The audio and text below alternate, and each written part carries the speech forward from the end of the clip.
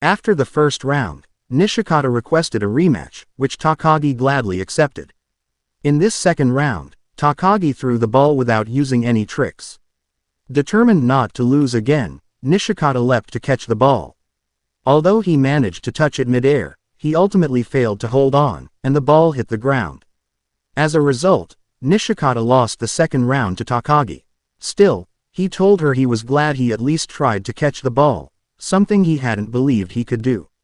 Meanwhile, in another scene, Yukari, Sanae, and Mina visit the neighborhood candy store. While Sanae and Mina enjoy their sweets right away, Yukari decides to save hers for later.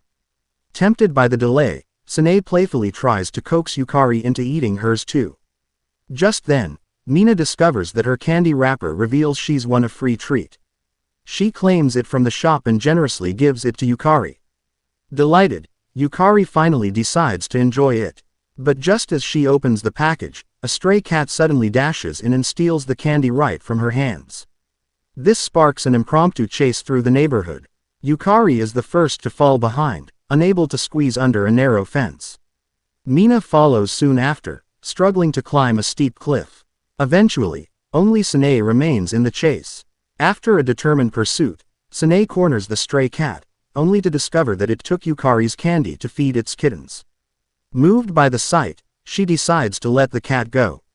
Back with our main duo, after finishing their dodgeball game, Takagi and Nishikata head to the candy store for a post-game snack. Playing the role of the adult, Takagi tells Nishikata that she'll pay for whatever he chooses. Shocked by her generosity, and wanting to make her regret it, he picks the most expensive item he can find, ramen. But the plan backfires. Takagi buys ramen for herself as well, and as they eat, she teases him with a playful smile, saying it feels like they're on a date. Because of Takagi's teasing, Nishikata ends up spitting out his ramen noodles and blushing. To make matters worse, Takagi jokes that it would be embarrassing if their classmates saw them together like this, they might even think they were dating. Nishikata nervously wonders which of their classmates might walk into the shop. Just then, Takao and Kimura enter. They glance briefly at Nishikata, then, after buying some sweets, glance at him again without saying a word. Nishikata braces himself for them to ask about the situation, but ironically, they ignore it entirely, much to his relief. Still, the encounter leaves him more nervous than usual, especially since he doesn't get a chance to explain why he's eating ramen with Takagi. Privately, he's also a little happy. From the look in his eyes, Takagi knows that deep down, Nishikata doesn't really want to explain, because a part of him wishes he was dating her. She says as much to him, leaving him completely speechless. A few weeks later, the second-year students go on a field trip. The first activity is a group photo with Professor Tanabe. Before the photographer can snap the picture, Nishikata plans to place his hand on Takagi's shoulder to spook her like a ghost. Unfortunately, Takagi distracts him at the last second, making him laugh, and he ends up looking silly in the photo. After that, the students move on to the next activity, a mountain climb. This time, Nakai and Mono join the group. As they hike, Mono seems upset. She clearly wants to be alone with Nakai. Noticing Mono's frustrated expression, Nishikata realizes it's best to give them some space. Fortunately, Takagi takes the initiative and gently pulls him away, leaving Mono and Nakai alone, just as Mono had hoped. As they continue climbing the mountain, it suddenly begins to rain. They take shelter in a small cabin nearby. To pass the time while they wait for the rain to subside, Nishikata suggests playing a game to avoid boredom. His idea is for Takagi to guess different candies while blindfolded. Takagi agrees with confidence, which immediately makes Nishikata suspicious. It turns out Takagi expects Nishikata to feed her the candy directly into her mouth, something that flusters him. The thought of his fingers brushing against her lips makes him extremely nervous. Trying to avoid direct contact, Nishikata comes up with a workaround. He gives her chocolate sticks, so he can keep some distance while feeding her. Unfortunately for him, this backfires. Takagi guesses the candy immediately, since chocolate sticks are the only candies shaped vertically. Once again, Takagi wins the game. Frustrated, Nishikata vows to come up with a game he can finally win. But before he can suggest anything, Takagi gently teases him and says, "If you really want to win a game, you could always try the game of holding my hand. She says it knowing full well Nishikata would never dare to take up the challenge. But to her surprise, he agrees. Nishikata has a plan. He knows that during the upcoming bonfire dance, it's normal to hold hands with the person next to you. Confident he'll finally beat her at her own game, he prepares for the dance. But then, Takagi mentions a rumor. If you hold hands with someone in front of the bonfire, the two of you are destined to become a couple. This catches Nishikata off guard. Suddenly, he's not so sure about going through with it. When the bonfire dance begins, all the students pair up and start dancing in a circle. Nishikata is shuffled from one classmate to another, nervously counting down until he reaches Takagi. Finally, he gets to her. But just as he gathers the courage to take her hand, Professor Tanabe mistakenly ends the dance, thinking everyone has already danced with their partner. Nishikata's chance slips away once again. As a result, Nishikata lost the game to Takagi, even though she didn't seem happy about her victory, because what he really wanted was to dance with her. Soon, it was time for bed. While the other students were camping and getting ready to sleep, Nishikata decided to take a walk to clear his mind. When he reached a small cliff, he spotted Takagi admiring the stars. Nishikata asked her what she was doing, and she replied that she was making a wish to the stars. Suddenly, she noticed Professor Tanabe approaching and warned Nishikata. At first, he didn't believe her. But when he turned around and saw the professor, he panicked. Takagi quickly hid under a rock and asked Nishikata to join her. As the two hid, Tanabe patrolled the area with his flashlight, finding no one awake. Eventually, the professor left. Relieved, Takagi told Nishikata that hiding from the teacher was actually kind of exciting. Hearing this made Nishikata blush, so he quickly changed the subject and asked what she had wished for. Takagi smiled and said, to see the stars together. This made Nishikata blush again. Although he didn't believe it at first, he soon realized her wish had already come true. Later, after a basketball and volleyball match, the physical education teacher asked Nishikata to return the balls to the gym storage room. When he arrived, he noticed the room was a little spooky. Wanting to tease Takagi, he closed the door behind them and pretended it was stuck, hoping to scare her. To his surprise, Takagi wasn't afraid of the dark. While they waited for someone to come by and open the door, she calmly began organizing the storage room. Then she rested for a bit, which Nishikata saw as an opportunity to set up a trap to scare her. Unfortunately, he took too long. When Takagi got up, she teased him, joking that if someone saw them together in the dark storage room, they might get the wrong idea. This flustered Nishikata so much that he tripped in embarrassment. After that, he goes to the door to open it, but to his surprise, it won't budge. He panics, thinking they're locked in. Takagi quickly reassures him, revealing with a smirk that he had placed a broom against the door to tease him, again. Once they leave the storage room, the main character heads to class. That's when Takagi notices that Nishikata has scraped his knee from the fall earlier. Concerned, she decides to take him to the nurse's office. When they arrive, Takagi realizes there are no adults around. She turns to Nishikata and says she'll take care of the wound herself. Nervously, he agrees. Takagi promises not to tease him while treating the injury, but proposes a game. She explains the rules. If Nishikata can endure the pain without reacting, he wins. But if he can't, she wins, and gets to challenge him to something. The game begins, and Takagi starts treating the wound. Although Nishikata braces for pain, to his surprise, it doesn't actually hurt. Confident, he believes he's won. But Takagi subtly leads the conversation until Nishikata unknowingly says the word, pain. Grinning, Takagi declares that he's lost.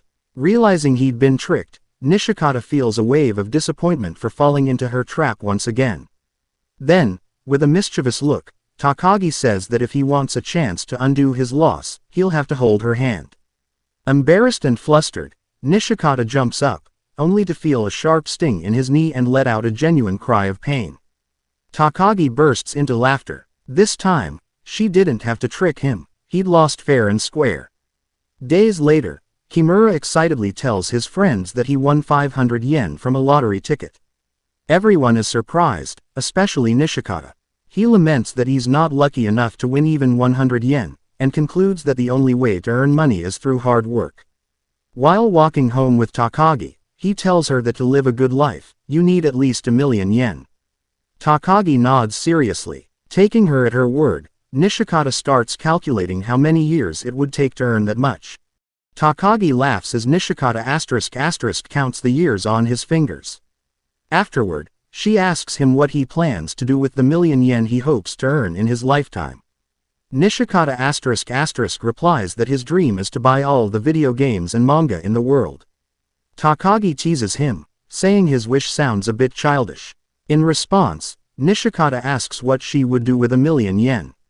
She says she'd buy lots of clothes. Hearing this, Nishikata quietly mocks her in his mind, thinking that in the end, they'd both just spend their money on personal indulgences. Ironically, Takagi continues, saying she also wants to use her money to travel with someone she loves. Besides traveling, she adds that she'd spend it on food, so she could enjoy it with her future partner. As she says this, Takagi remembers the upcoming summer festival and asks Nishikata if he plans to go. He replies that he does, excited at the thought of eating cotton candy and shaved ice. Pleased by his enthusiasm, she asks him more questions about the festival. At this point, Nishikata senses that Takagi is planning to invite him. Wanting to beat her to the punch, he says he's willing to teach her how to play the festival games once summer arrives. Takagi, amused, doubts his ability, saying she doesn't believe he's good enough to win those games.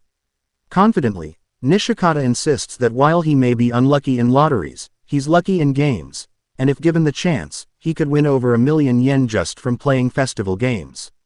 Takagi just laughs, finding his statement ridiculous but amusing. On a new day Nishikata arrives at school in high spirits, convinced that today is the day he'll finally get revenge on Takagi. As he walks into the classroom, he challenges her to a game called Look Over There, where the goal is to look in a different direction from where the opponent is pointing.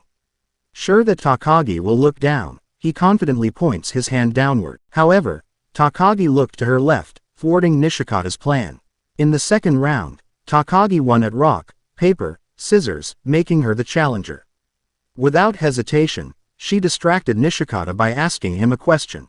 When she pointed her hand down, he instinctively followed with his eyes, and lost. As punishment, he suggested they keep playing. In the third round, Takagi won again, becoming the challenger once more.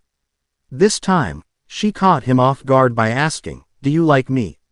Stunned by the sudden question, Nishikata overthought the situation. He instinctively wanted to look down, but, suspecting Takagi would expect that, he chose to look up instead. Ironically, Takagi pointed up, and once again, he lost. Still, Nishikata had no intention of giving up. The next day, he brought a surprise box to scare Takagi. When he arrived at the classroom, he greeted her, and she greeted him back. As he prepared to give her the box, something stopped him. He noticed Takagi seemed distracted, lost in thought. During break, he continued to notice her unusually quiet demeanor. By the end of the day, he still hadn't approached her. This made him wonder if she was going through something emotionally difficult. On his way home, he spotted her bicycle parked at the entrance to the city shrine. Curious, he went inside and found her behind the shrine. He asked why she was there. Takagi replied that she just needed some time alone. Nishikata began to leave, not wanting to disturb her, but accidentally dropped the surprise box. Takagi picked it up, opened it, and found a giant puff of cotton candy inside. At first, she thought it was meant to scare her, but quickly realized it was meant to make her laugh. Conveniently, the surprise box brightens Takagi's day. He hadn't been in the best mood after a fight with his mother. He thanks Nishikata for the gesture and tells her that if he really wants to cheer her up, he should stay by her side. She agrees, and buoyed by his improved mood, Nishikata boldly tells her he wants to tease her for the rest of his life. By evening, Takagi texts Nishikata to say that she's resolved things with her mom. Nishikata is happy to hear that, but now that they're texting, he can't resist teasing her again. He tries everything. First, he sends her a close-up picture of his arm taken from an odd angle, hoping it looks suggestive. Then he starts asking awkward questions. But none of it phases her. she's too clever. So he takes a bold step. He asks if she wants kisses. Of course, it's a setup. He's not talking about actual kisses, but the way fish move their mouths when they breathe, which looks like kissing. Unfortunately for Nishikata, Takagi doesn't reply right away. Panic sets in. What if she misunderstood and thought he meant real kisses? After a while, Takagi finally responds by sending a video of herself saying, "I love kisses." Nishikata turns bright red. Takagi, suspecting this, asks him to send a photo. He refuses, and that's where their conversation ends. But Takagi still wants to see him blush. Little does he know, she blushed too when he asked that question. Days later, Takagi notices that Nishikata looks sleep-deprived. Concerned, she offers him some eye drops to help him stay awake. Nishikata takes them, but when he tries to apply a drop, he hesitates. He's afraid of the sensation in his eye. Seeing his struggle, Takagi gently offers to do it for him. It all started with a game. Takagi challenged Nishikata. "If you let me put even one drop in your eye, you lose. But if you can stop me, you win." Nishikata, not wanting to lose such a simple game, quickly decided on a strategy. He would just keep his eyes shut. Easy win, right? But Takagi didn't just sit back. She grinned mischievously and started tickling him. Caught off guard, Nishikata burst into laughter, and in that moment of weakness, she managed to squeeze a drop into his eye. Game over. Takagi won. But she wasn't done. "Your turn," she said, sitting down and closing her eyes with a calm smile. Nishikata froze. His heart pounded. This wasn't just eye drops. This felt like something else entirely. Still, determined not to lose again, he took the bottle and leaned closer.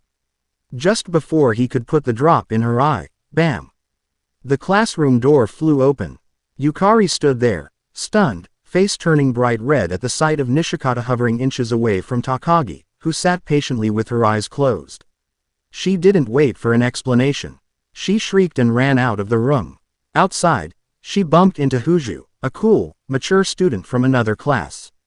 Yukari, flustered and confused, told her everything and, hoping to get a second opinion, asked Huju to spy on them. Huju agreed, curious but composed, at least on the outside. But when she peeked in and saw Nishikata and Takagi laughing and playing together, her cheeks flushed. So much for being the mature one. Later, Yukari reported what she saw to her friends Mina and Sanae. "I'm telling you, they're definitely dating," she insisted. Mina and Sanae exchanged a glance, and then burst out laughing.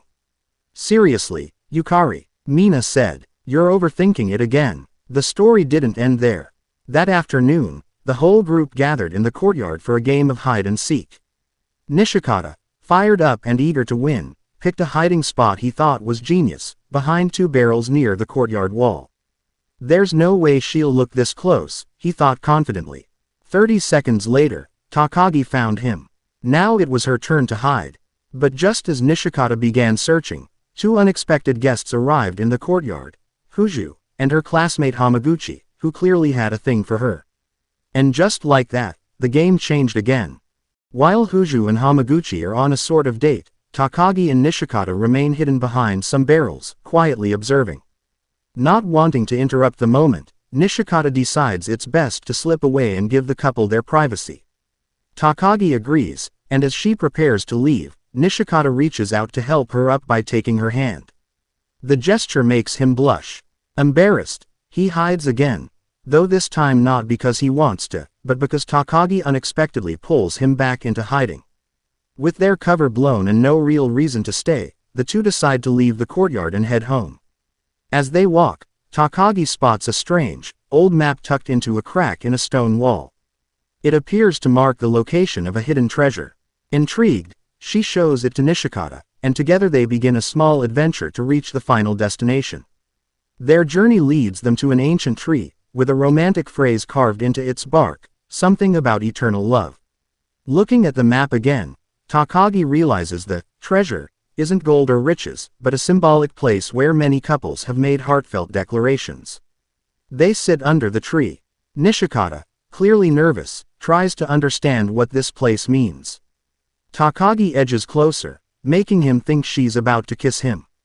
But instead, She pulls out her headphones and offers one to him. They're just going to listen to music together. At first, Nishikata plays a silly sound clip of his cats, making her laugh.